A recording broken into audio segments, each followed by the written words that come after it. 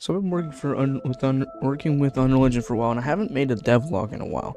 But I wanted to showcase this interaction system I made. It's like a dynamic interaction system. It's based on a game that I have a game that's based off of that same game, and it's an interaction system that's actually very dynamic and like very comfortable to use because you don't have to be directly pointed at the object and you can still interact with it. Now, I'm working on a few kinks like making it so you can interact through walls, but whenever it's off screen it doesn't let you interact with it. It has to be on screen and you interact with it. But I will show you how this looks. When we get in the game, we're presented with two cubes because I'm testing in the map. I have it where you look at it. As you can see, I don't have to be directly on it. Off screen. See? We're highlighting. And still interact with it. There you go. Nice. So, I'll show you what this is from. So, there's a game called Doors on Roblox, and it has this really awesome interaction system. And if you ever played the game, you've felt how it feels to use that interaction system. It's super clean. It's very very dynamic. So I like the interaction system, but it's never, as far as I know, it's never been done in Unreal Engine. And so I've been messing around, and even since I started using Unreal Engine, I was trying to do that the entire time. And then I ended up finding this post about dot products in Unreal Engine and made this like huge code here for an interaction system. Now, if you try to recreate this, it might be a little difficult because I don't have everything. But if you really desperately want to recreate it, I'll go through this real quick. So on Event Tick, this was something earlier, but I just ended up removing it. But yeah, on Event Tick, the first thing it does is checks that the interactable is not valid. If it's not, so like basically if you've already interacted with the object, then it just makes it nothing, because then it would return errors. Okay, so that's like simple interaction. That's not even related to what I'm doing. And because this is a interaction, this is a actor component, I did this code here, which is sphere overlap actors, and that just basically does the same thing that a collision sphere would do, except it's just code here. Okay, and then I did world static, world dynamic, which targets actors that are world static and world dynamic. And then I did a for each loop to run through every single one of these those actors that are in the sphere overlap. Okay, the sphere. And then I made sure that it implements the interact interface. If it does, it continues on to the next check, which the next check makes sure that that interactable object is within the viewport. So it gets the local viewing player controller. So this is good for doing it this way is good for like if you're using multiplayer functions on this. So this is why this is better instead of using the index of player. And then I already have a method over here, very simple, to get the owning player of the component. Okay, and then I use that and convert it to screen location from world location. But I get the array element that it's working on in this loop, and then I attach it to world location, and then I get the screen X.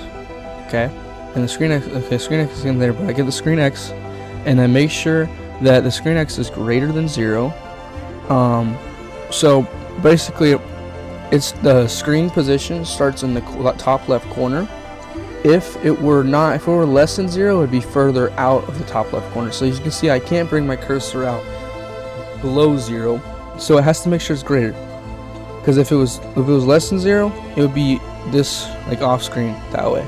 So it's greater than 0. So alright, so these both check that the X and the Y are greater than 0. Okay, and then it checks that they are less than the viewport size. So basically, by knowing the viewport size, we can start from here and then go to the very end, and that's the whole viewport size ends up here. If it's less than that, it means it's not over like off screen. Okay, on this way and this way, instead of this way and this way, and then it puts that into the one.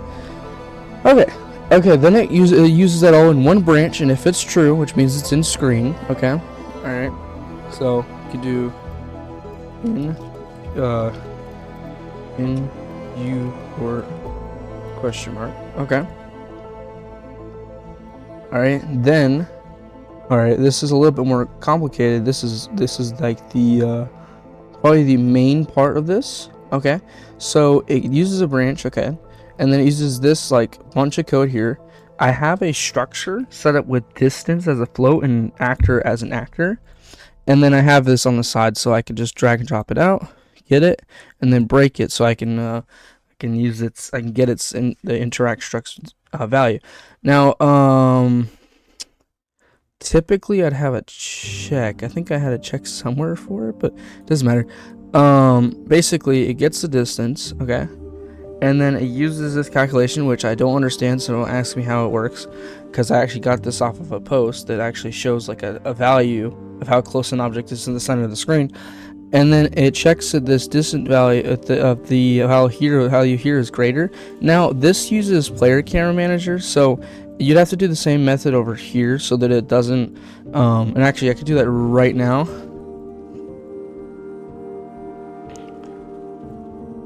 Yeah, there we go. So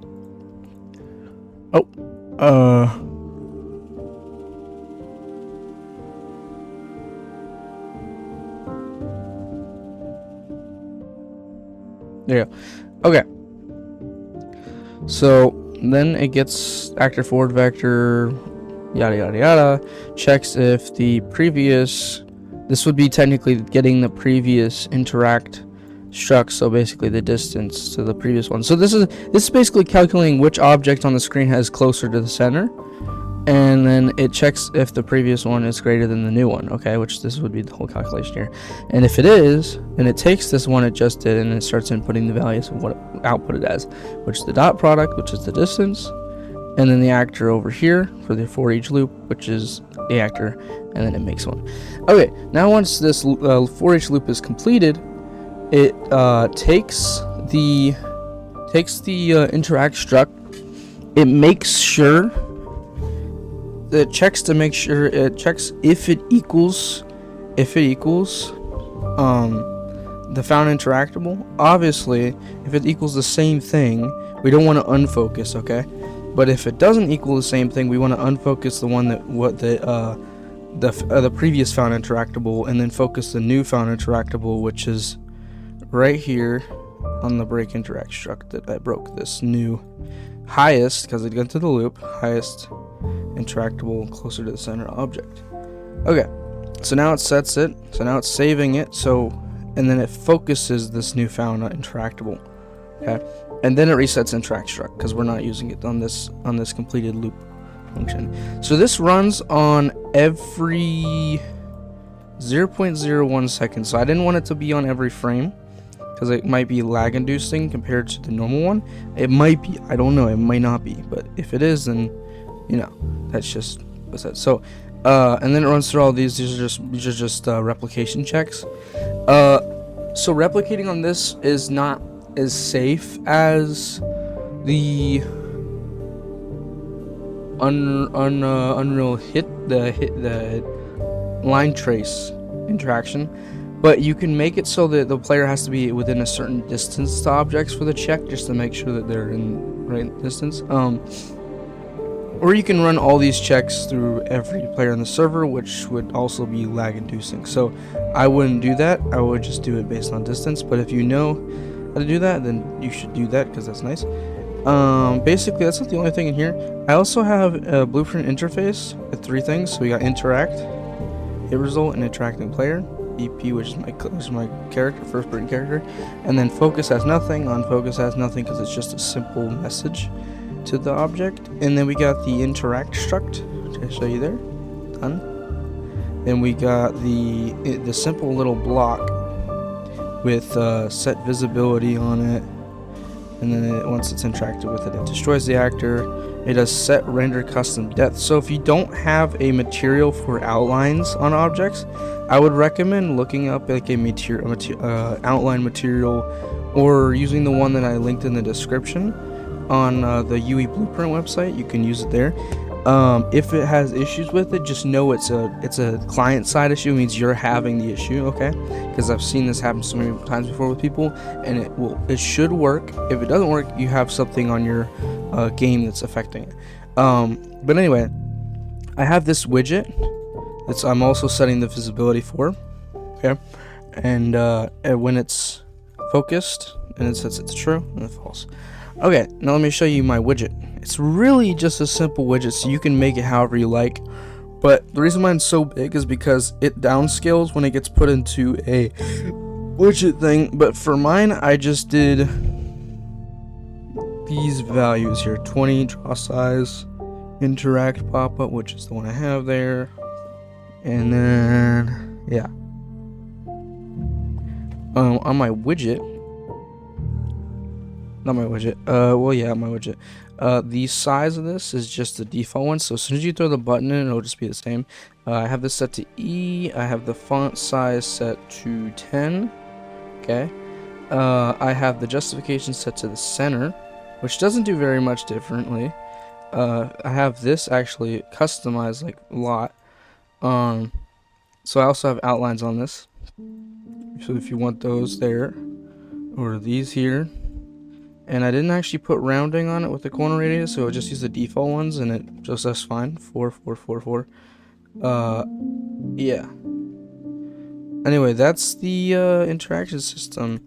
I hope you enjoyed this tutorial, and you won't have to go through as much of a difficulty as I had to because I posted on the internet. So you're welcome. So this is directly inside of the original first-person map. I just made it look all extra. But yeah, that's gonna do it for today's tutorial. I will be posting a new Eden Point devlog, not Pipes. It is Pipes, the same game that you've seen me develop, but I changed the name to the Eden Point because that's the name of the building. But anyway, hope you enjoyed this tutorial. I'll see you guys next time. Later.